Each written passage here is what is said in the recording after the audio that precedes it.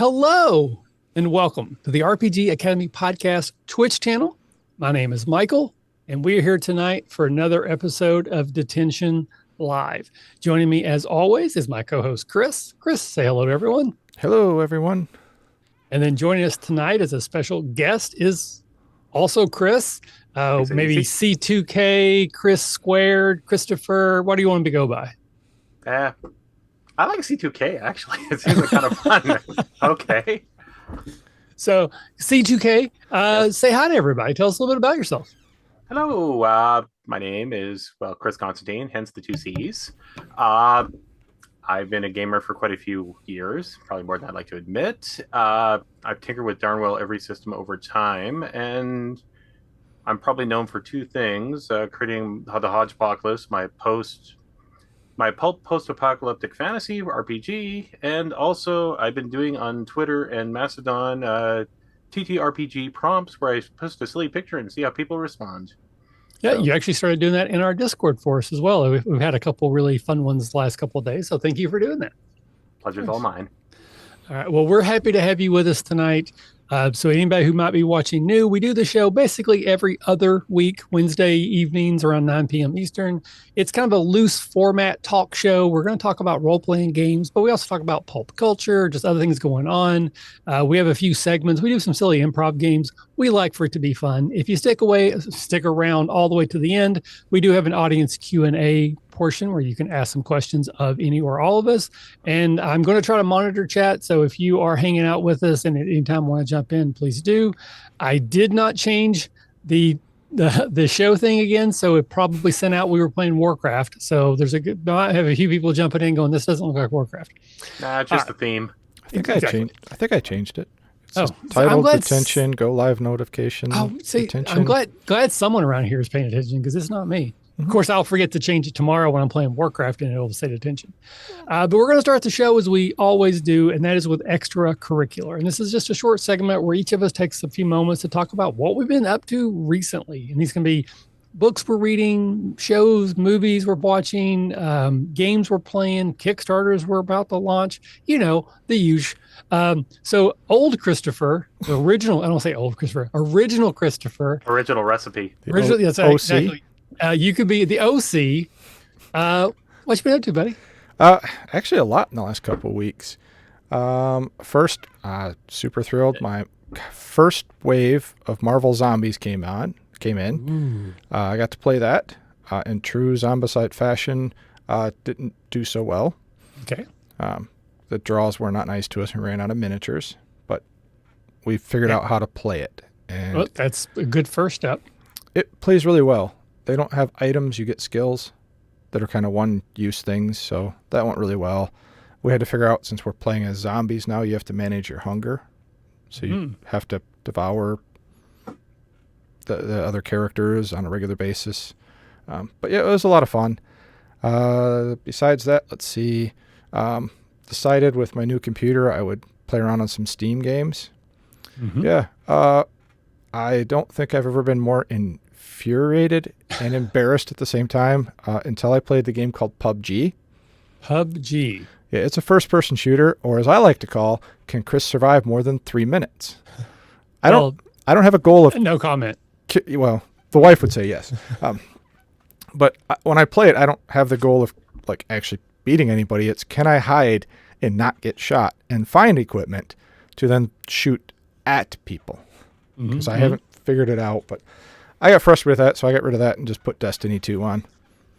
Again, free games that are 10 years old don't bother me because they are new to me. Sure, yeah.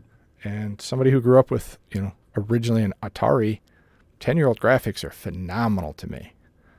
I found out in Destiny 2, when you walk, if there's a light behind your character, it throws a shadow in front of you. I have not missed hitting one of those shadows every time they pop out. I shoot my shadow more than anything else. But it had it coming. Yeah. Exactly. That'll show them. I've been having a lot of fun with it. I like it because I could just go play and not have to get frustrated because somebody else knows the map really well and knows where to hide. It's me versus the game. So it's been fun. I have been watching The Bad Batch. It's been pretty good. I like the first season. I really like the second so far. It's been everything I like to see about it. A little oddball, a little more lore in there for that time frame. Also, watch the first 3 episodes of, if I say it wrong, I apologize, Vox Machina, or Machina. Okay. I really like the first season, and the first 3 episodes have gotten pretty dark pretty quick.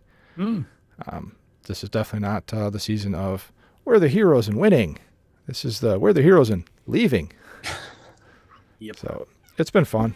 I know you said you haven't seen it, but I think you'd like it. It's, to me, what I've said it before, what the D&D movie should be, which we don't know if that's ever going to happen now. Right. Well, it's coming. It's just, is anybody going to watch it, and is it going to be any good? I'm going to watch it. I'll tell you, I know there's a lot of the hullabaloo with D&D. I'm not happy about it either. It sounds like some really wrong thinking, like trying to maximize profits. Like, corporate greed. But I'm still going to watch the movie because I want there to be a D&D movie, and I want there to be more D&D movies, and I just want to watch it. So my apologies if that offends anybody. Like, I'm not pro what's happening, but I'm still going to go watch that movie. My thing with that is I don't 100% understand what's happening. I know they're the OGL thing, but you can read 5 different articles and get 5 different descriptions of it. Maybe we should find somebody who's an expert that can sit down and explain it to me. Yeah, but maybe I did that with the Kickstarter thing when they decided to go blockchain. I got Jay Dragon on, and they were able to help make that sense of that. And at this point, I'm kind of in a wait and see sort of situation, but I don't want to focus on that. So anything else before I move on to C Squared? Only other thing is I'm getting ready for our the scout troop that I'm the scoutmaster of is doing their 4th annual game day. Oh, fun. So it's a fundraiser. It's basically pay $5, get in, play games all day, buy some food, donate some money, watch a bunch of kids try to run games, which can be, as I tell everybody that walks in, if a kid's running the game, just smile and have fun with it. Right. Yep. It's going to be a quirky game. You might fight a dragon riding a goblin. Who knows? It's not going to be your normal game. Actually, that's not a bad idea. So, other than that, just work. What's going on in your guys' world? All right. So C Squared, what you got? Well, it's funny you should mention that. I have been prepping for about a couple of years now to get ready for a crowdsourcing campaign, and then all hell broke loose. So I did some stewing, did some thinking, and I think I just want to get these books out in their current state no matter what. So I'm currently prepping them to be released on Drive-Thru RPG in order to get them out before they change the OGL. Kind of the idea that they have a grandfather clause if something goes wrong or goes sideways. If I haven't made a decision one way or the other, but I'm thinking I spend a lot of time. I'd like them to see people to see them. So that's kind of where it stands in there. As for TV, I'm kind of in a weird situation here. About 6 months ago, I watched She-Hulk. I liked it, but I kept saying, I wish it was more like Night Court. And then Night Court came back. So now I'm kind of morbidly, curiously watching it. I've seen the first 2 episodes, and obviously the third one kind of drops later tonight. I want to watch it and then kind of cross-compare the 2, if that makes any sense. I loved Night Court. When I was a kid, that was absolutely one of the shows that I watched with my mom. Like I think it came on at night. John Larroquette, what was the guy's name? Harry Anderson. Harry Anderson, yeah, his characters. I loved Night Court. I was too young to get all the dirty John Larroquette, Dan Fielding jokes, but so I don't know if I'm going to check this new one out because I'm a little bit worried that it'll taint my childhood, but I'm a huge fan of the OG for sure. I understand, but again, Harry Anderson was a World of Darkness wizard that just didn't give a damn. Because some of the stuff he pulled off in the original series, like where else can you have a trial where you have the Roadrunner and Coyote show up in court? Yeah, fair enough. So, and that's just from memory. Who knows? Let me know on Discord what you think after you watched a few more. Like, is it something that matters if you've seen the old one? Is it good either way? Like Yeah. your thoughts and opinions. Yeah. Well, again, it's too early to tell. I'm just Sure, more yeah. morbidly curious at this point. Other than that, I concur with Bad Batch. I'm enjoying it a lot. I think Dee Bradley is doing a fantastic job, essentially doing multiple personality disorder with the show. Mm-hmm. And I'm curious to see where it leads. Omega bugged me when she first showed up, but I'm actually starting to enjoy her now, and I kind of want her to see the adult version hang out with Tamara Morrison to some degree. Mm-hmm. Okay. Nice. See, that's how I felt about, Grogu, Baby Yoda. When he came on to the Mando, I was like, okay, here we go again. And he grew on me, so. Mm-hmm. He Curious to Grogu'd on you. Oh, Exactly. You're such a dad. Yeah. But that's Again. coming out soon. Season 3 of that. Oh, Yeah, yeah. not much I'm there longer. with bells on for that. I'm looking forward to it. I like my space western. Oh yeah.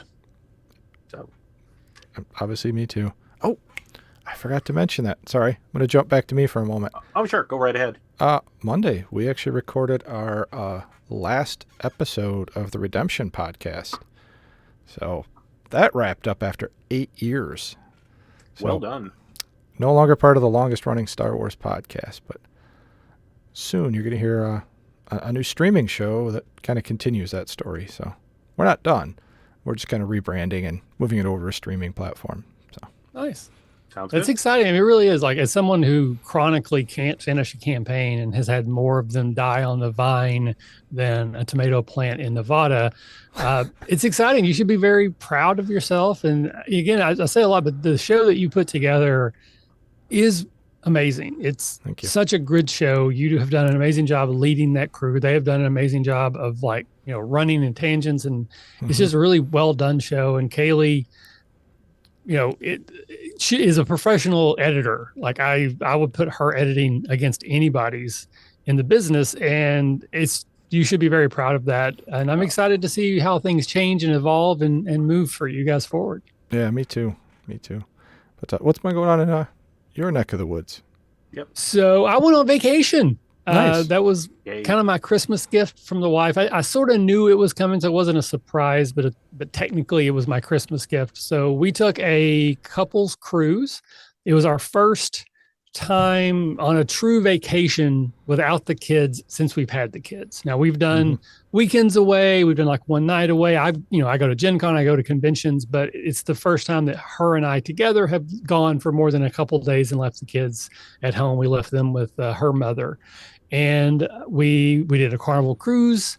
We went to the Grand Turks, and then we went to the Dominican Republic. It was a 4-night, 5-day cruise, but that last day you basically get kicked off the boat as soon as you wake up, so it doesn't really count. Had a ton of fun. Absolutely was great. Like we go on vacations. I'm a curmudgeon. Like I don't like doing a lot of the interactive stuff. Like I like the food. I like to sleep. I like to lay out and listen to an audiobook, but I'm not super social in those cases because no one wants to play D&D. So usually when we go on cruises, like we go with her extended family or, mother and sister, and they go do things. Like at night, they'll go to the comedy show and I'll just watch the kids and watch TV or work on something, whatever. So I kind of was under the obligation that I had to be that person for her. So it was a little bit of a stretch for me, and we compromised both ways. But we went to dinner together. We went to a couple of the shows, and again, I had a nice romantic sort of getaway with my wife. I'm not going to complain about that for a second. TV wise, I'm still in the middle of my Arrow attempt at doing an Arrow watch. I've tried a couple times before, and I've always fallen off around season 3 because, frankly, I think it gets kind of bad. I'm currently in the middle of season 3, but I'm still pushing through. Didn't get to see a whole lot on the boat. Unfortunately, we didn't have internet there. I'm still doing the Smallville podcast, so I'm still watching tons of Smallville. I got a wild hair, and last night I watched the pilot episode of The Greatest American Hero. Oh. Believe it or Wow. not. I mean, it came out in 1981. I was 6 years old. I still have very fond memories of that show, but that now means it's 40 years old. And some of those effects and just some of the characterizations, a little rough. But we'll see. But enjoyable. But big thing for me is Last of Us. Never played the game. but I know through osmosis a lot about what it's about.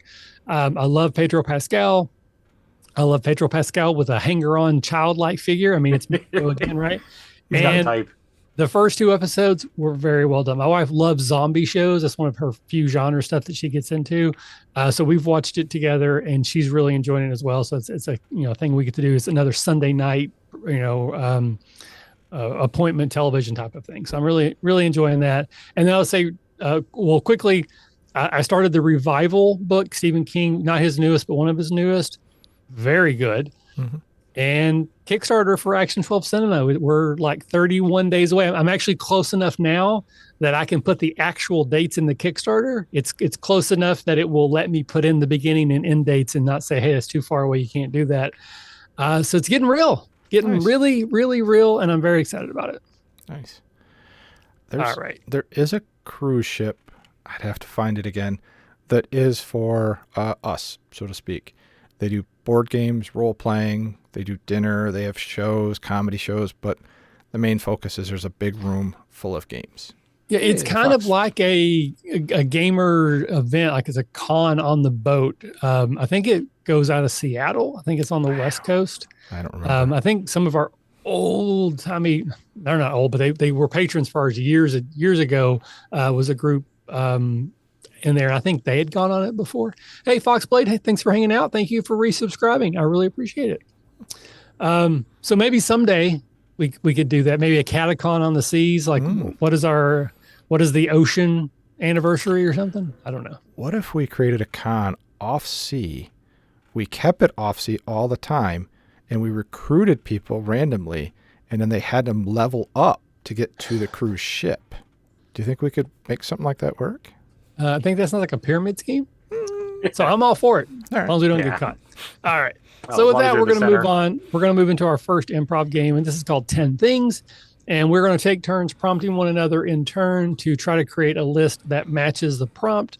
The idea of this game here is immediacy is more important than accuracy. So coming up with a list quickly is better in terms of the game than taking a long time to come up with 10 things that actually make a lot of sense. C Squared, you are the guest tonight. So would you like to go first in terms of prompting OC or myself, or would you like to go first as having one of us prompt you? Tell you what, I will blindly go in. Excellent. So again, I will do this. So you are working on a game book. Yep. And as someone who's struggled with names in the past and comes up with names, I always like to ask people who are working on projects, what are 10 other names that you might have used for your game book that you're working on? And it's called Hodgepocalypse, correct? That's what the name is? That's correct. Okay, so give me 10 alternate titles for that book. Well, Dark Revelations, the role-playing game, was the original title. Okay, what was that one more time? I didn't hear you. Dark Revelations, the role-playing game. One. Then Rifts Done Right would be another. Two. Fallout, if it had magic. Three. Then, hey, Hot Rods and Fancy Cars. Four. And, hey, look, the most magical place in the world is a Pasanka. Five. Number 6. Well, when the demon, what is it? Hellraiser meets the National Dream. 6. Yes, in Texas, there are witches. 7. Okay. Well, funny you should mention that. There were people who fought undead bikers that wander around annoying people. 8. Phelan, FNN News, for all the news all the time. 9. And there's a big mall. It's run. One of those sections is run by a dragon. Just saying. 10. That's in fact a list of 10 things. The song "All My Hexes Live in Texas" jumped into my head at one point. All right. So since I started the chain here, so C Squared, you will prompt OC for his list. Sure. Let's go for something fun and classical. Okay. You have a Tardis. Its chameleon circuit broke. What does it look like? 10 things they could turn into. Oh, an egg. 1. Egg. A basilisk. 2. A pocket knife. 3. A handkerchief. 4. Ooh, another new pair of eyeglasses. 5. Chocolate bar. 6. Pizza. 7. Endless supply of drinks. 8. 1 left shoe. 9. And we'll go with my favorite role-playing book. At the time, whatever that is at the time. That is, in fact, a list of 10 things. A lot of food on that one. Are you malnourished? Do you need to have dinner? No, we're trying to eat healthier, which sorry, in turn means I eat less. So, yeah. Those are intertwined. Yeah. Temporal food. Yeah. All right. It's that whole you're getting older, eat less thing. It sucks. But all right, let's go. Let's see here, Michael. So you just got back from a cruise. 10 things you did not expect to see on a buffet. Crab arms. 1. Shrimp cocktail dresses. 2. Mango flavored pineapple. 3. The wait staff. 4. Cockroaches. 5. Ice cream pizza. 6. That'd be unusual. Raw hamburger. 7. Raw eggs. 8. Uncooked spaghetti. 9. Fish. 10. Yay! Good enough. That is, in fact, Yay. a list of 10 things. Yay. All right. So we're going to move into used books. This is usually kind of the larger meat and potato section of the show. And in this part, we're going to have Chris Squared talk a little bit about a campaign that he either ran or played in, talk a little bit about like the themes of the game or maybe a particular moment, something that went really well that we, can carry some lessons learned to future games to help us be better game masters, maybe something that we tried to do that didn't work great and we either learned from it, evolved, or try to avoid. So take it away, Chris Squared. Tell us a little bit about a campaign, your role, and just whatever else about it you want to share. Well, I'm going to be going through a certain filter. I will call this Little Mound or the Prower of Friendship. Okay. Anyways, the Hodgepocalypse is my pulp post-apocalyptic fantasy world based on a future Earth, and I love running it for the potential party members. It is a world where magic and tech intermingle, and many, many species now inhabit our own. But we all got to start somewhere. Most small adventures start in a starting village. Hamlet, Salt Marsh, Loudwater, just to name a few. For me, it was Bruce, Alberta. We had a party consisting of Ash, a gnome witch complete with cat, coming home with a ton of baggage. Two Gun Sally, the fiercest gunslinger you can make at first level. And Knives, an elf prowler who has a fascination for fuzzy things. He claimed he was named after his Bowie knife. I doubt that. So I created this village to start my location where I had 2 different factions playing, a Medusa Cattle Baron and the Boreal Buccaneers, who are a bunch of prairie bandits that cosplay as pirates. If you're from Edmonton, you'll know what I'm talking about. So I like people to have, in my games, to have justifications of why they are. Like, I don't believe in pure good and pure evil for the most part, so I give everybody justifications. So I was hoping that the party would pick one side and fight the other. Instead, they decided to play peacekeeper between the 2 groups. And not only did they succeed, but they managed to make friends with a random NPC encounter that I strangely rolled twice. A fairy Viking from nearby Viking, Alberta. They named him Bjorn and insisted on taking over the character sheet. So I guess I learned that PCs are like cats. They'll do what they want as a GM. All you can do is roll with the punches. And basically what I learned is when you're game testing, sometimes you got to throw away the very module you're testing in order to have a good game. All right. Fair enough. Often. Yeah, and for what it's worth, they did manage to get into an epic slobber knocker with industrial undead while one drove a bobcat as a lethal weapon. But that's a story for another time. So the general setup that you went into is that there are 2 opposing factions, and your PCs kind of come into this. There's a pretty famous movie. I think there's like a samurai film. Yes. And there's also like Bruce Willis, like Last Man Standing, or something similar, like basically lone gunman comes into a town and then both sides try to play him off of each other type of a thing. But they didn't do what you expected them to do. And they approached this in a completely different way, where instead of fighting one or the other, they try to make peace. So I can see how that would be not frustrating, but as a DM, very unexpected. Like you probably thought, well, they might approach, multiple ways. I'll roll with the punches, but they kind of I think they went for the one that maybe you expected the least, which is the pacifist sort of avenue. Oh, absolutely. Like they managed to, the Boreal Buccaneers were set up in a trail yard because instead of invading a train, they actually used the train to invade and they launched gliders from it Hmm. Okay. in order to invade a town, plunder, and then come back to their own thing, which is kind of limited. They managed to get there. They managed to drive the train down towards the ranch because it's right next door. They had a standoff. And I said, okay, something I like to do is skill challenges. I basically have my own system, I for love skill challenges. Not the way so 4T did them, but the way I do them. yeah. So basically, the crew, I gave them a chance. I gave them a fairly high DC, and I let them talk it out and then roll to see what the response was. And if they did a really good job, you give them a bonus here and there. But generally speaking, they had to blow their inspiration. Uh they critted it. They critted it out of the park. I didn't even have any wiggle room. It was like, holy crap! If I do anything now, I look like a jerk. So they not only managed that, but apparently the head Boreal Buccaneer and the Medusa Cattle Baron now have a relationship. That's how good they did. Well, I guess they hit their goals. Yes. And So, they all like, lived I have happily ever after. a couple of things that come to my mind is just like, avenues to talk about here. And one is abiding by the dice. Yes. And I know can be a highly charged discussion on fudging or not fudging, that type of thing. And I'm on the record pro fudging, but I like to think I'm very good at it. No one's ever going to know when I do. And I don't do it nearly as much as it seems, as much as I talk about it. But you mentioned that, like, when you roll, they did so well that you really couldn't go against. You didn't even have wiggle room to like try to throw additional complications. They absolutely crushed it.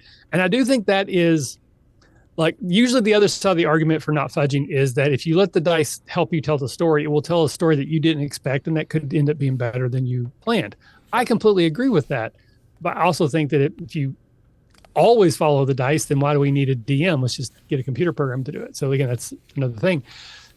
So not that situation, but in general, do you think that it is okay for the DM to build in, not fudging, because I don't want to get into that topic, but wiggle room that even if they succeed, you can add a complication? I don't know if I asked a good question, but thoughts? Well, for this situation here, what I did is, okay, you guys are playing nice, great. One of the things that was kind of an ongoing throughput was the industrial undead was actually waking up from the burial mound out in the back 40. And what I did is, okay, this part's resolved, fine. Wakey, wakey. And kind of press the big red button to get things started so that there was still a contention to happen there. And that's kind of how it changed the nature of the thing.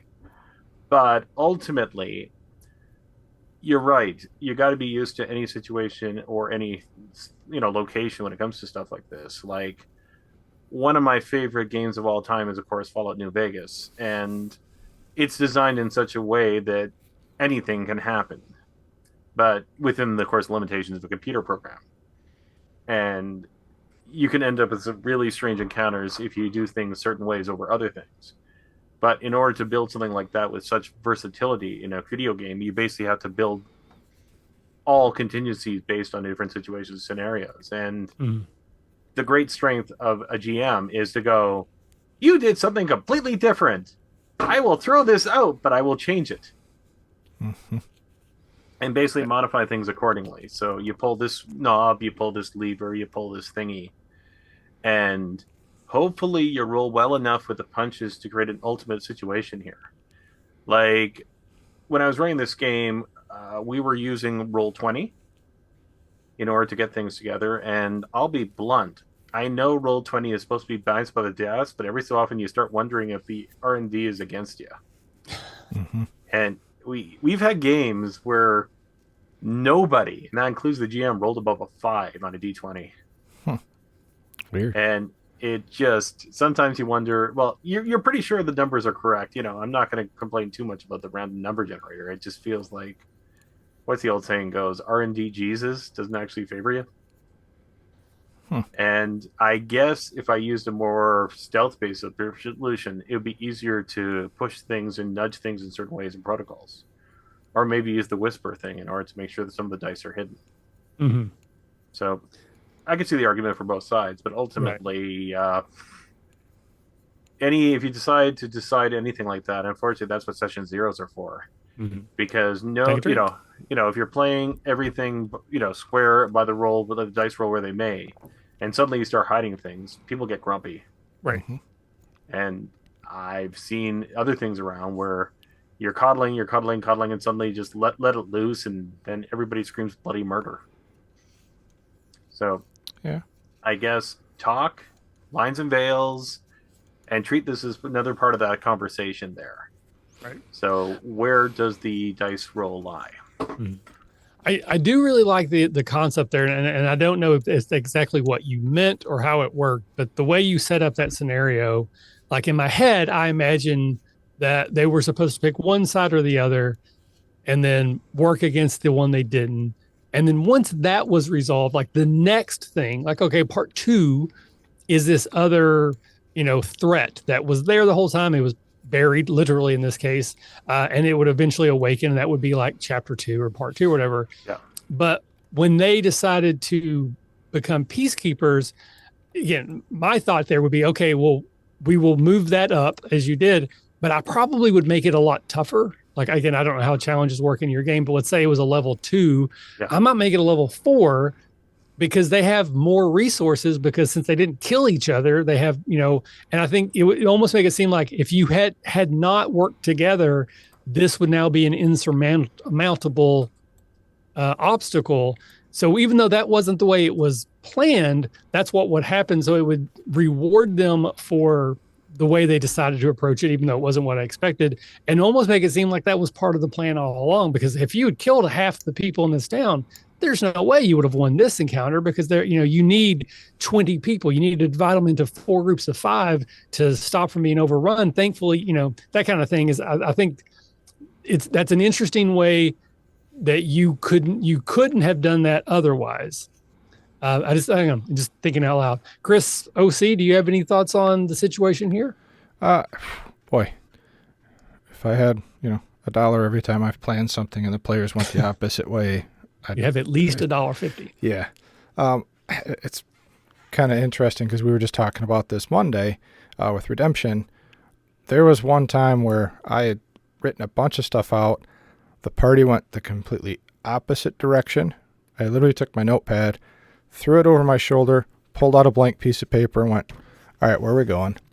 An hour later, I had to reach back and grab the notebook because they somehow circled back to where I was originally planning them to be. And that's when I learned, really knowing your group, like especially with like Redemption, I make what I call story points.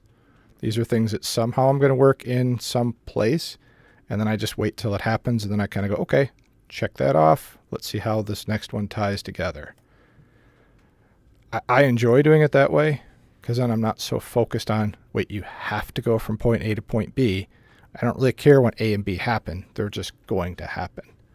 And I think that takes a lot of stress off me as a GM and just kind of lets the story be a lot more organic in the development. Now I say that, I'm going to start running Dragonlance real soon, maybe tomorrow. Yeah. And that is a module, so that's going to be set a lot more point A to point B. But I've already gone through a good chunk of the first chapter and wrote out kind of my notes and how I can kind of see it playing out. And ideas of, okay, well, if they go this way first, how can I bring it back over here? So I'm already tweaking it to my style, Right. which I would say everybody should do. Yeah, I've talked about that. Like when we do our DMing 101 seminars, where you and I have done this before, when I talk about the way I would prep a module is I would prep it the same way I would prep a homebrew world. For me, it's a bunch of note cards. So that I would be able to mix and match things as if I had created it.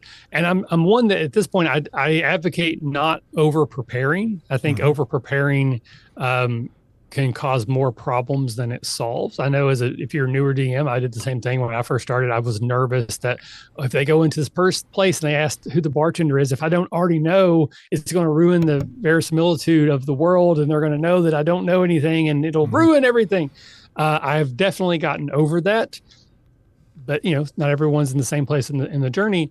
But I'm a big believer in planning big picture stuff. So if I'm going to run a campaign, before we ever roll dice, I will have thought about that world for hours and hours and hours and hours, similar to as the way Chris Squared is talking about, so that if they do something unexpected, I might be momentarily at a loss, like, oh, I didn't expect that.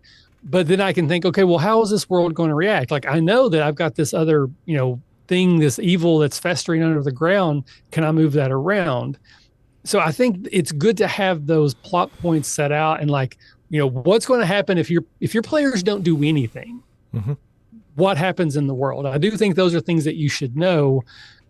Even if your players are on the rails and they're happy to do it and they're going to go A to B just because they know that's how the game works, they want to work with you, fine. But I do think you should at least know these are the bad guys. Mm-hmm. Assume you're playing a hero game, and this is their plan. And if our heroes do not interact with our bad guys at all, this is what eventually is going to happen. This village will get overran by zombies. Eventually, this kingdom will get overran by zombies. And eventually, we'll have a full-on World War Z style situation. So if they decide to screw around, it's not punishing them, but it's just showing that the world's moving on. And if they decide to do something silly, you can go, okay, well, this threat's still growing. As eventually it's going to put itself in front of you no matter what you do. That's kind of a bad example because, again, that feels railroady. I'm just trying to think of making up crap now because I'm thinking about zombies because of The Last of Us. But the world should be enough in your head that you know what's happening even if your players aren't interacting with it. And I think that helps it. Not only does it make the world feel more alive, but to what happened with C Squared here, it also helps you be a better dungeon master or a game master because you can take the elements that you've just planted seeds and then maybe water them and cause them to sprout early. I'm mixing so many metaphors. No, that makes sense. C Squared. So how did they move on from there? So once you got to that next step, what happened after that? Well, I built a character that was going to act as a ringer no matter which side they dealt. He was based on Clint Eastwood. Instead of Blondie, we had Beardy. He was a dwarf. He was a dwarf costume mechanic, techno wizard, for lack of a better term. Okay. So his job was to wake up the undead mound. So he basically took there was a Starwet lovers between the two different factions, and he managed to kidnap both of them. And so they ended up in a graveyard, and he needed, for lack of a better term, the MacGuffin to activate this stuff here. So the players ended up having to give it to him because I decided to use their fields to our advantage. And then he hopped on a undead blimp and got away, but he ended up at the burial mound. The burial mound had 4 techno-magical receptors around it, but it required a living sacrifice. They did a really good job, but they killed one of the enemies within the square, waking up the industrial mound. So they thought they were done, they were complete, and then suddenly I went, well, suddenly it starts glowing and things, and you'll find out why next week. Nice. Well done. Yeah. I'm also a big believer in ending on the cliffhangers if at all possible. Like, just setting them up so that they want to come back. That always leave them wanting more. Costanza sort of rule. So I absolutely love that. Oh, absolutely. Nice. And for your own an analog for superhero game, hey, we ignored Luther. Why is he president now? Yeah, fair. Basically he was able to pull all his mechanism because you weren't keeping an eye on him. And suddenly, hey, he took over the world. How the hell did that happen? Yeah, maybe we should have thought about that. Yeah. I'm a big fan of I call it consequences or repercussions to the players. You can do whatever you want, but understand here's the consequences of your actions. And I love throwing them in moral dilemmas. Absolutely. Like you had it already set up. Like I've done this before where you've got a ritual and they're about to sacrifice somebody and they're walking the sacrifice up and the player's like, cool, I fireball the sacrifice. Huh. Well, I guess they can't complete the ritual without the sacrifice, so you win type thing. But you already had it where if they die in the circle, it's complete. So you thought ahead as to what the players will do, which was good. I don't always do that.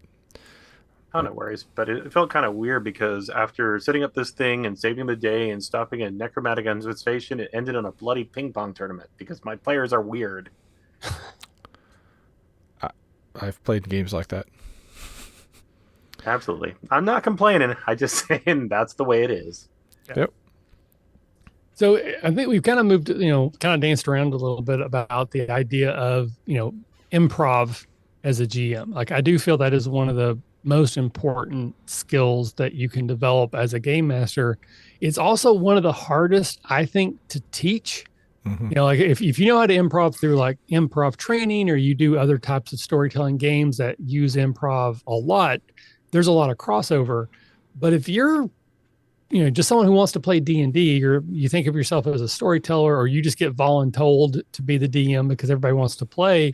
Yeah. I have struggled in trying to help people like, here's what you can do other than like taking an improv class. So C Squared, do you have any advice for someone who isn't good at improv or maybe doesn't think they're good at improv? Like any steps that you've done or any advice you would give to someone who wants to be better at that?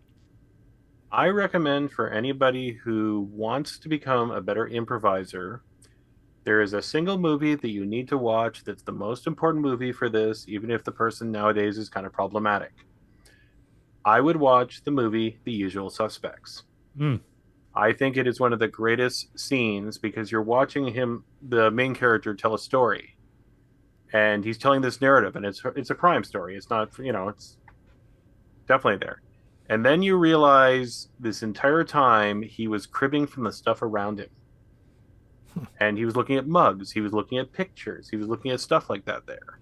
Mm-hmm. And by watching the way he was able to pull stuff around from him, you become better as an improviser just by studying the film. Right. Interesting. So OC, I know we've talked about it before, but just anything maybe you thought of recently or just something you want to mention again on any improv suggestions? I always say the biggest thing with improv in role-playing games is it's okay to admit when you don't have an idea and then ask the table and let the players fire ideas out and then get your inspiration from there. It's okay if you don't have an answer right away. More than once, they'll go, all right, we're going to go to the bar. I'm like, great. I don't want to come up with another bar. What's it look like? And let the players fire ideas out there. Mm-hmm. Oh, absolutely. And I, like, names are the one thing I'm the worst at coming up for NPCs. So I do exactly what you just talked about, Chris. I look around the room and be like, okay, I see this word on this book and this word on that game. I'm going to combine them and here's their name. Yes. Just because that's easy for me to do. But other than that, there's tons of different improv things you can watch on YouTube now that'll teach it to you. Yeah. I think the last thing I'd say on that is with improv, a lot of it is just have the confidence and comfort to just do it. I think a big part of it is people doubt themselves and they're worried they're going to be embarrassed, but you're at a table with friends. So let it out. So there's a riff on that. I don't know if anybody here watches Family Guy. I'm not a huge fan of it, but I watch it on occasion. I find it funny in small doses. Mm-hmm. But there was an episode where, and I don't remember the exact setup, but basically someone asked Peter his name and he's trying to like make it up on the spot. He looks around the room and there's like a pea, like a vegetable, and he says pea. And I think there's like either a tear or he sees this funny tear and he goes tur, and then a griffin crashes into the room and he says griffin. Yeah, Peter Griffin. So very self-serving. I'm going to say that if you have the opportunity, play some GM-less games. Yep. Because really, most GM-less games aren't GM-less. They just share the GM responsibilities amongst the whole table. And it's a lighter load because you're not responsible for creating everything. And it's kind of built in that usually you can riff with each other and like, I'm not sure what to do here. And someone else will give you a suggestion. And basically GM-less games are training grounds for being a GM. You get to do very small segments of it. You get to see what parts you're good at. You get to practice without as much nervousness. Like if I screw up, I'm ruining a campaign versus if I screw up, it just makes the scene silly. But since we're all just kind of having fun anyways, it doesn't really matter. I'm not super familiar with GM-less games that are very serious. They usually have a tinge of silliness built in. And then, of course, I will mention Action 12 Cinema, a GM-less game coming to Kickstarter next month. I've been thinking a lot about it, and like I'm going to have the opportunity to talk about it on other podcasts. So I'm not going to go over the whole thing here, but I've kind of backwards engineered a GM training program because in Action 12 Cinema, you get to decide when you roll the dice. You control everything that's happening, but you get to decide when you roll the dice. And if you start to realize, it's kind of like the Matrix, like your mind kind of opens up to the possibilities once you realize that decision of when you roll the dice can drastically impact the way you tell the story. You still get to decide what happens, but like very quickly, an example I will use is like, say you're in a car chase and you get to describe what it looks like. So you could describe yourself jumping into a car or whipping through traffic, blowing through a red light. There's in the rear view mirror, all the other cars hit each other. We've all seen that in shows before. And then you run the person off the road and you go to open the car door. And then I say, okay, I'm going to roll my dice here and see if this is did it work out? There's absolutely nothing wrong with that. But you could have rolled the dice when you go to get in the car. And a good roll means you got into a really cool fast car. And a bad roll is maybe you got into a beat 'em up pickup truck. Or you decide to roll the dice at that first red light. And a good roll is you made it through as we described. A poor roll, maybe you get sideswiped, your car's damaged, and you're going to have to get into a different car, continue the chase. Maybe you roll the dice when you run them off the road. Turns out it wasn't actually them. They had switched cars and they're, up on the interchange and you see them tip their hat. You're still narrating the chase, but you get to decide when the dice are rolled. Completely changes the way that story will unfold. And that's exactly what you do as a DM. When you have players roll, what you have them roll, what happens based on those rolls, good and bad, it allows you to navigate the story and explore these little pockets that maybe you hadn't thought of. So again, Action 12 Cinema, of course, but just GMing games and GMless games in general, I think are very good breeding grounds for improv training. I will step off my soapbox now. Oh no, and if you ever have a doubt and you're not sure where to go, have them roll a die. If it's high, it's good. If it's low, it's bad. Yep. Don't explain why. Oh yeah. Just absolutely. I do that as well too. And even just in general, like someone's like, I don't know the rules. We'll just say roll the die, and if they roll high, it happens. Like I want to jump a pit. I don't know what your jump number is, but if you roll high, you jump the pit. If you roll low, you didn't. I don't need to know whether or not a 14 was right or a 15 was right. Just most of the time, good portion of the time, they're going to roll high enough that you just say yes, and or they roll low enough where you say no. It's only the stuff in the middle that you really have to worry about. Yeah, I agree. All right. So we will close that here. Thank you very much, C Squared, for sharing. We're going to play our second improv game, and that is Where Have My Fingers Been? We will once again take turns prompting one another. And in this case, we are going to finger puppet two or more individuals in a particular situation as prompted.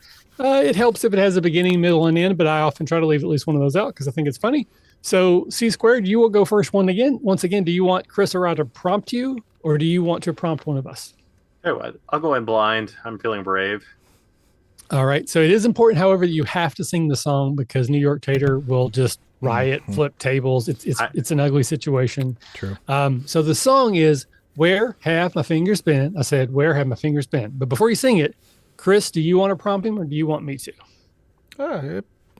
I can. I've got an idea. Okay, perfect. You go for it then. Okay. Do you want me to sing the song? Yes, sir. Where have my fingers been? I say, where have my fingers been? To-do. A negotiation with a Medusa. Hello there. I am here. Oh, We got to see the fingers, man. Come on. where have my fingers been? No, you have to sing. We have to see them. Oh, you have to see them. Oh, sorry. Yeah, they're puppets. Oh, right. I did not. I've only watched this thing audibly. This is new to me. Okay. All right. The left one is the lawyer. The right one is the Medusa. All right. Excellent. Okay. Knock, knock, knock. Yes. Hello there. I am here to represent Flynn, Flan, and Flan.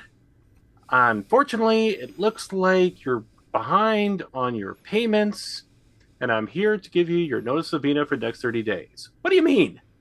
Well, you accidentally killed the tax collector and therefore has caused an audit to happen within your actual structure. What do you mean? And why are you turning invisible? Shades. Well, la-di friggin' da. Anyways, and that's where my fingers have been. Yay! All right. So since OC started that, you, Chris, too, will prompt me. So, where have my fingers been? I said, where have my fingers been? Well, I'm going to treat this. Let's build off the previous one then. This is the Medusa trying to find a new apartment and going to a new landlord. All right. Hello. Is this the apartment that's for rent? No pets. You son of a bitch! And that's where my fingers have been.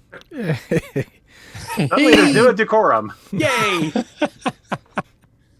Okay. So originals, Chris? All right. Where have my fingers been? I said, where have my fingers been? Your fingers are two people on a cruise, not together. But you give each other that eye and you spontaneously start playing a role-playing game in the middle of some other activity that your spouses are part of. All right.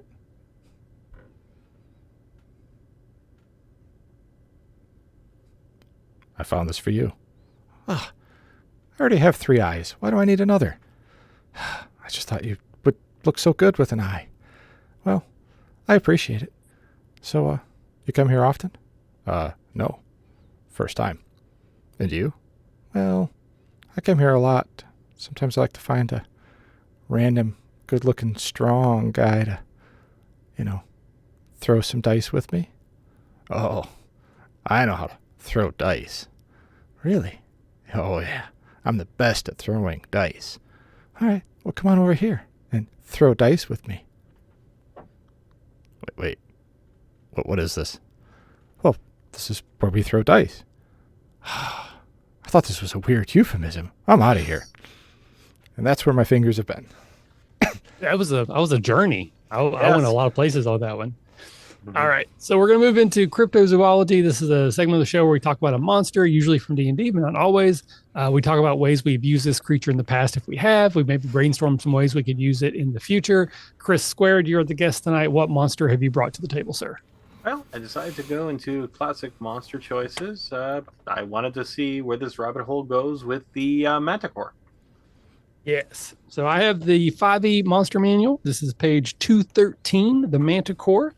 It is a large monstrosity, lawful evil. It is a challenge rating 3. It is it's a mugly son of a gun. It has multi-attack. It can bite. It can claw. It has tail spikes where it shoots things out. I think it might even have poison. I don't know if it does or not in this version. The creepiest thing about it is its sort of human face with a giant gaping mouth. Not a fan of the image. I'm actually a big fan of the creature. I have used it often, which is not always the case for these. But you're the guest tonight. So what is it about the Manticore that you love? Do you have a very memorable encounter you've used with it? Or just why did you want to talk about it tonight? Well, I thought it would be a fun rabbit hole to go down. It's got a long pedigree that dates back a long time. Basically, it was considered a Persian myth back in the day, and they were talking about India. And there's some people who've assumed that the creature was essentially somebody reinterpreting a tiger for a lot of the similar elements there, like the colored red or brown and clawed feet and the multi-jaws. And the idea was that the people from that foreign country scorpion stung the thing. There's also been a couple of variations of the Manticore that have had wings in the past. And I think it barely scratches the surface because in a lot of Christian ideology, it's the dark king of beasts, basically the dark counterpart to the lion. And so I've always found that kind of a fun setting riff. You could jack it up a little bit and basically treat it as the king of beasts for the other side. Plus, its lawful evil nature means you can theoretically negotiate with it. You just got to make sure you don't have too many loopholes in order to do so. If I had to, if you ever gave it a personality, I'd actually draw heavily from, of all places, Disney. I see Shere Khan in a really good Manticore. Okay. That friendly, that thing, that soothing voice. And yeah, I'm smart, but I'm also going to eat you. Yeah, that wicked mouth could probably have a pretty interesting smile before it turns into a grimace or a growl. So again, have you have a specific encounter maybe you've built with it you want to talk about? Actually, I got 2. Okay. when I was playing around with this a while back, I was tinkering and tweaking, and I actually decided to play them as the relative good guys in the middle of a forest in order to do so, because there was this hag that lived in the area named Granny Wiggums. Yeah, it was a silly campaign. And basically, the two manticores acted as the warning, but because it's coming from essentially lawful evil creatures, most of the time the players won't pick up on it because they're aberrations and monsters. And it was kind of fun watching them go, well, we told you so. And kind of adding that unique element to that in order to get things from there. Also, when I was playing with the Hodgepocalypse, I'll be blunt, I'm a diehard fan of Kenneth Haidt, and I read through Suppressed Transmissions when he was talking about that. And I thought, okay, what would a CR20 version of a Manticore look like? And so I built one. And I created it as a lawful neutral arbitrary of law. So it's possible if you end up changing the rules of nature and so forth, you could end up in a transdimensional court that's run by this incredibly high-level Manticore. And then you got to run a skill basically you got to do Perry Mason to get out of there. So that was fun. Very interesting. Okay. Yeah. All right. So original Chris, I don't know if we've talked about this before. Have you any experience with Manticore as either a player or as a game master? I used them once. I had this idea, and it kind of worked. They were all basically first-level characters in D&D. They were built to be just commoners in a village, and I really kind of built up the monster that has, killed a few people, and really described it and led them to believe it was a manticore. And then when they got there, it was actually a giant lion that was just jumping out of trees onto people. So I kind of described it as, it comes from the air with these large wings, and it was really more the mane. And the players were like, oh, that was not that exciting. We were expecting a manticore. I'm like, yeah, but think about this from the villager's standpoint. Like, this giant lion keeps leaping down. That's going to be their descriptions. And, the idea I had was kind of like you were talking about how myths are built. And that was kind of the idea. And I wanted them to go out and adventure. So I'm like, well, if all these stories aren't real, you guys can go out and disprove all these theories. Oh, giants really aren't there, or goblins don't exist, or whatever. Players didn't buy into it as much as I did. Didn't find it nearly as cool as I did. But I thought it was an idea, at least, back then. When I was younger. Yeah, no, I can see that. As I mentioned just before we got started, when Chris told us that's what we were going to talk about, I've actually used Manticores quite frequently. I run a lot of one-shots. For the last few years, I've been running that Dragonspine adventure that I've talked about many times. So there's not one in that, at least not right now. But basically, the one-shot I had been using prior to that, anytime I would teach people the game or just I needed a one-shot, I kind of had one in my back pocket. It featured a Manticore because I think it's a great sort of low mid-tier monster in the 5e. It's a challenge rating 3. It's got quite a lot of hit points. It's got 68, but its armor class isn't terrible. It's 14, so it's pretty easy to hit. It's got enough meat on its bones that it's going to take 3, 4, 5 hits before it goes down. So pretty much 2 or 3 rounds, it'll probably be dead if everybody rolls fairly well. It does enough damage that it can be scary for like a second or even a third level party. It's got a lot of versatility. It can fly. It can, double claw you. It can use its tail spikes from a distance. So it allows you to have a sort of a, diverse type of attacks. And, it can also just fly away. So if it's, you're needed to run away because it's about to kill somebody, or maybe it tries to fly away with someone, and so then you get to chase it down. I just think it's a lot of value for what it costs you in terms of when you're building the encounter. It's a single monster that does a lot of different things. So I'm actually a big fan of using it second, third level parties, 3, 4, 5 encounter or characters. It can take enough hits that it's not going to get blown out right away. Does enough damage that it's scary, but it's probably not going to wipe your whole party. So I'm actually a really big fan of using it at those low levels. Trying to think of how we might use it in the future. The first thing that came to my mind would be sort of similar to what you were talking about, Chris. It's almost like a switcheroo, but in here, it's a Manticore pretending to be a Sphinx. Yes. Because it isn't really a sphinx, but there's enough similarity that I could see adventurers mistaking it for a sphinx. And so the manticore trying to play along is trying to come up with a riddle. And then this is a chance to do like bad improv on purpose and have it trying to improv a riddle that's clearly not a riddle. Like it's looking around like, what is it that looks like four adventurers with a dwarf in the rain? Just terrible. And then basically it ends up to a combat, but you get that sort of humorous, like, what the F is going on here situation. I think that would be fun. Original Chris, any thoughts on how you might use a manticore in the future? Well, I mean, I think the Monster Manual does a good job talking about how, one of their relationships is they serve other wicked creatures. So, like, for example, the Dragonlance one, a little spoiler, there's going to be a war that they're going to be involved in. It'd be kind of neat to throw a couple in there with one of the armies coming in. The dragon armies, I think it'd be kind of scary to have manticores kind of leading the charge in a way. And they're going to be able, as you describe that, to, kind of take out some of the frontline, defense for a city or something like that, which would scare everybody else and run. That could be neat. They're good scouts because they fly. They can get in and out of places. They could fly into a tree and lounge, and maybe people mistake them for a natural lion. And they're cautious, but they're not scared, not realizing it can hear and see and understand their words, and then it flies away. I think that could be an effective use. And I do like the idea of, again, low level. Like think of like a village. Maybe some people are going missing. They're being carried off, and so their first adventure is to track it to its mountain lair and try to hopefully find some still alive victim situation. Oh yes. So C Squared, any thoughts on how you might use this creature in the future? Well, I was doing some thinking here, and more often than not, usually manticores are presented as male. The other great cat, they are manticores. Yes. Well, here's what I'm thinking. Besides tigers, the other great cat you probably could use as a basis is lions. And I don't know about you, but my favorite animal is a liger. Yeah, precisely. Hey, getting best of both worlds.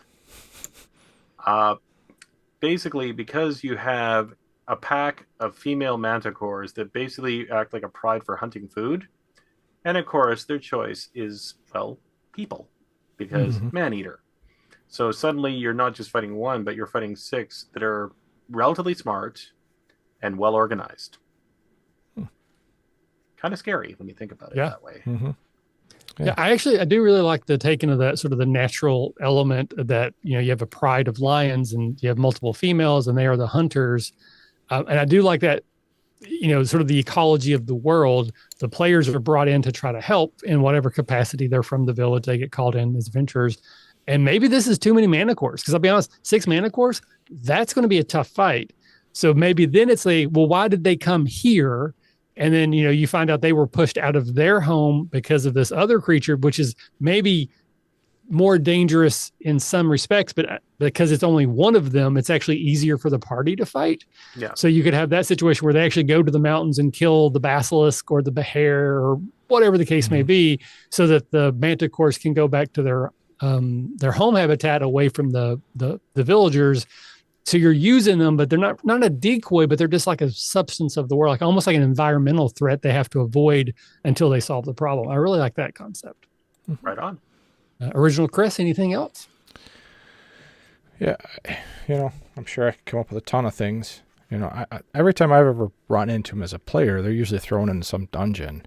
And I've always kind of laughed, like, why would a creature that flies be in a dungeon? It just seems kind of weird, unless they're being punished. I don't know.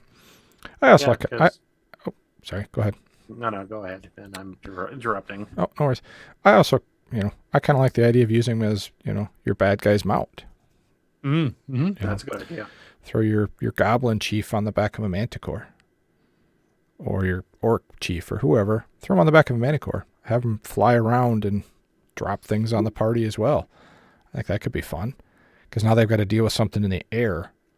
And how many players plan for that? That's when your rangers finally get to step up. Yeah, that's their moment. That's right. Of course, with my luck, all of them would, we're all going to fight with two-handed swords. Like, oh, there went that encounter. Yep, you're dead. Yeah. So as always, we'll throw it out to the audience. If you have any memorable encounters, either as the game master or a player with a manticore, we'd love to hear about it. Please consider tagging this episode as a comment when we release it, Facebook and Twitter, or just on the website itself. We'd love to hear about it. But with that, we're going to move into the final section. This is our audience Q&A. I don't think we have anyone watching at the time. Could be mistaken, but doesn't look like it on my screen. But just in case, there's a little bit of a delay. So while we're waiting for any questions to populate, we'll go around one more time and give our socials, and we can do some quick plugs. So Chris Squared, you mentioned you have a book that you're trying to figure out what's going on with it. Any place you want to direct people to, or otherwise just give them your socials, whatever you'd like to plug here, sir. Oh, sure. Usually my default, well, Twitter, as long as I'm on it, and Mastodon, I managed to sync them up. So it's at DRevRPG for both.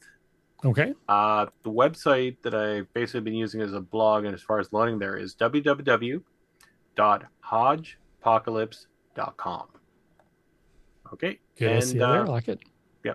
So basically, feel free to poke me about darn well everything. I'm also using the hashtag TTRPG prompt. You'll see all sorts of crazy stuff I've thrown in the last, I'll say, few months. If you want to comment on any, go right ahead. Fantastic. All right. Original Chris. Most people, if you want to talk to me, Twitter, Burlew_Chris. Usually I tell everybody, if you want something from me, you need to send me a message or tag me in something, because I don't post much, just because it's just not my thing. Otherwise, you can hear me finishing up Redemption on the podcast. Then in a month or two, we're going to be doing the streaming thing. And then here, possibly tomorrow. We'll see how that plays out. And if not, 2 weeks from now, back here again. Yep. All right. As for myself, of course, you can find me at the RPG Academy. I'm most active on Twitter still. I have a lot of nostalgia for Twitter. I've been on it a long time. A lot of the people I know and love, I only know them because of Twitter. So I'm kind of holding on to it with, until they're going to pry Twitter from my cold dead hands, basically. But I'm also on Mastodon, same RPG Academy, on Facebook, all that kind of good stuff. I'm doing the Smallville podcast. So if anybody out there is interested in reliving Smallville, I'm almost done with season 5. We're about halfway through. So I've got about probably 2 more years of this before I would wrap that up. But it's been a ton of fun. I'm really enjoying it. And Action 12 Cinema, just cannot say enough. The Kickstarter goes live February 28th. I think we have a pretty reasonable goal, but I actually don't get paid back for what I've already paid into it or make any money until we've hit like the 3rd stretch goal.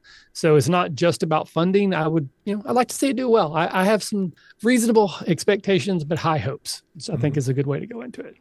Nice. All right. So no questions have come up. So we'll just ask the standard question we ask all of our guests. So Chris Squared, imagine that you are going to be turned into an action figure, not literally transformed, but they're going to make an action figure based on you. What are the 3 accessories that are going to come in your package? Okay. An oversized black backpack filled with all sorts of weird stuff. All right. Possibly be accessorized for later merchandising purposes.